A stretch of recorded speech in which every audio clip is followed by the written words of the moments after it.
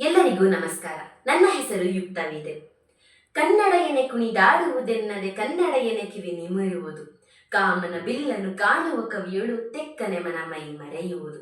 ಕನ್ನಡ ಕನ್ನಡ ಆಸವಿಗನ್ನಡ, ಕನ್ನಡದಲ್ಲಿ ಹರಿ ಬರೆಯುವನು, ಕನ್ನಡದಲ್ಲಿ ಹರಿ ತಿರಿಯುವನು.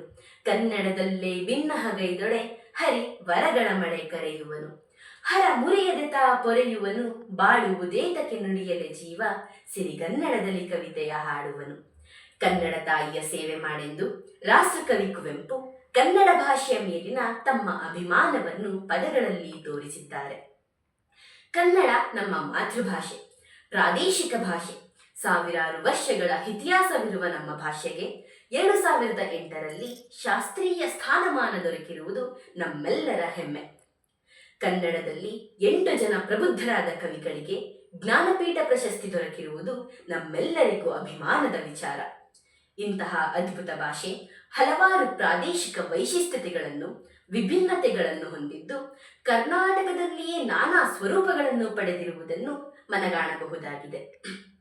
ನಾನು ಇಂದು ಕನ್ನಡ ಭಾಷೆಯ ವಿಭಿನ್ನತೆಗಳನ್ನು, ವಿಶಿಷ್ಟತೆಗಳನ್ನು, ಪ್ರಾದೇಶಿಕವಾಗಿ ಕನ್ನಡ ಹೇಗೆಲ್ಲ ಬಳಕೆಯಾಗುತ್ತಿದೆ ಎಂಬುದನ್ನು ನನ್ನ ಪದಗಳಲ್ಲಿ ಪ್ರತಿಬಿಂಬಿಸಲು ಪ್ರಯತ್ನಿಸುತ್ತೇನೆ.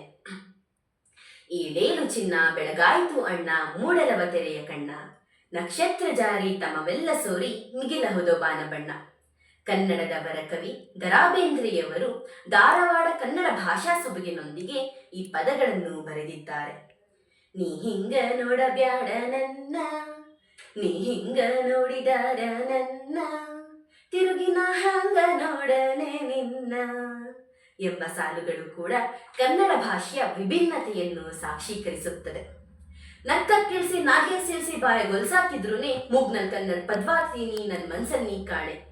ಹೆಂಡ ಹೆಡ್ತಿ ಕನ್ನಡ ಪದ್ಗಳು ಅಂದ್ರೆ ರತ್ನಕ್ ಪ್ರಾಣ, ಹೆಂಡ ಹೆಡ್ತಿ ಕನ್ನಡ ಪದ್ಗಳು ಅಂದ್ರೆ ರತ್ನಕ್ ಪ್ರಾಣ, ಗುಂಡೆ ನತ್ತಿ ಕುಡ್ಬಿಟ್ಟ ಅಂದ್ರೆ ತಕ್ಕೋ ಪದ್ಗಳ್ ಬಾಣ, ತಕ್ಕೋ ಪದ್ಗಳ್ ಬಾಣ. ದಕ್ಷಿಣ ಕನ್ನಡದ ಕನ್ನಡಿಗರ ಆಡು ಭಾಷೆ ಹೇಗಿರುತ್ತದೆ ಎಂಬುದಕ್ಕೆ ಜಿ.ಪಿ. ರಾಜರತ್ನಂ ರವರು ಬರೆದಿರುವ ಈ ಸಾಲುಗಳು ಕನ್ನಡ ಭಾಷೆಯ ವಿಭಿನ್ನ ಲಕ್ಷಣಗಳನ್ನು ತೋರಿಸುತ್ತದೆ. ಬೆಳಗಾಗತ್ಲೆ ಒಬ್ಲಿ ಗೋಗವ್ನ, ಚಂಡ ತರವ್ನ, ಮವಡಿ ಮ್ಯಾಗ್ ಜಂಡ ಏರ್ಸಿ ಭಾರತ್ ಮತಾ ಕಿ ಜೈ ಅನ್ನೋನ. ಈ ಮಾತನ್ನ ನಿನ್ ಎದ್ಯಾಗ್ ಬರ್ಕೊ. ನೀ ಏನಂತೀ ದೋಸ್ತ, ಬಯ್ಯ ನಾ ಇದಕ್ ತಯಾರ್. ಈ ಮೇಲಿನ ಸಂಭಾಷಣೆಯು ಕರ್ನಾಟಕದ ಗಂಡು ಸೀಮೆಗಳಾದ ಹುಬ್ಬಳ್ಳಿ, ಗದಗ, ಬಾಗಲಕೋಟೆ ಕಡೆಯ ಗ್ರಾಮೀಣ ಸೊಗಡಿನ ಧ್ವನಿಪೂರ್ಣ ಮಾತುಗಳಾಗಿವೆ. ಈ ಮಲ್ಗಂಬ ಏರೋದಂದ್ರ ಶಂಕರಣ್ಣಂಗ ಅಗದಿ ಸಲೀಸ, ಯಾನ್ ಕಟ್ಪಟಿ ಮಾಡ್ತಾನವ, ನೋಡಾಕ ಮಸ್ತ್ ಮಜಾ ಕಾಣ್ತದ. ಬೆಳಗಾವಿ ಜನರು ಮರಾಠಿ ಭಾಷೆಯ ಪ್ರಭಾವಕ್ಕೆ ಸಿಲುಕಿದರು ಇದೆಯಲ್ಲಿದ್ದ ಕನ್ನಡತನ ಹೊಸ ಓಗದೊಂದಿಗೆ ನಾಡಿಗೆ ಪರಿಚಯವಾಗಿದೆ.